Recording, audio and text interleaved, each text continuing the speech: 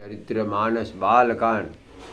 ऐसा कहकर भगवान का स्मरण करके नारद जी ने माता पार्वती जी को आशीर्वाद दिया और कहा, हे पर्वतराज, तू संदेह का त्याग कर दो, अब यह कल्याण ही होगा। यूँ कहकर नारद मुनि ब्रह्मलोक को चले गए। अब आगे की चरित्र जो हुआ उसे सुनो।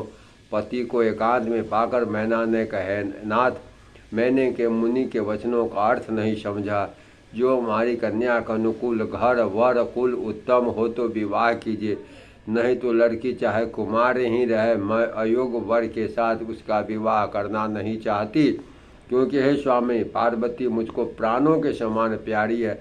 यदि पार्वती के योग्य वर न मिला तो सब लोग कहेंगे पर्वत स्वभाव से ही मूर्ख होते हैं। हे स्वामी, इस बात को विचार कर ही विवाह कीजिए, जिससे कि मेरे पीछे हृदय में संताप न हो।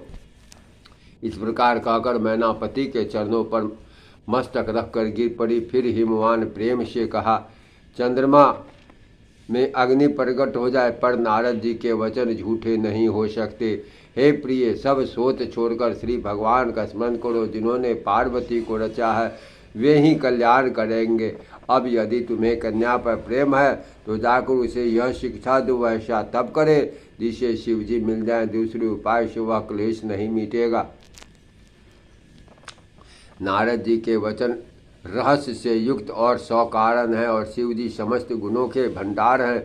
यह विचार कर तुम मिथ्या संदेह को छोड़ दो, शिव जी सभी तरह से निष्कलंक है। पति के वचन सुन मन में विश्वास कर मैना उठकर तुरंत पार्वती जी के पास गई। पार्वती को देखकर उनके आंखों में आंसू भर आया। उसे स्नेह के साथ गोद में बैठा लिया, फिर बार बार उसे हृदय से लगाने लगी। प्रेम से मैना का गला भर आया, कुछ कहा नहीं जाता। जगत जननी भवानी जी तो सर्वज्ञ ठहरी।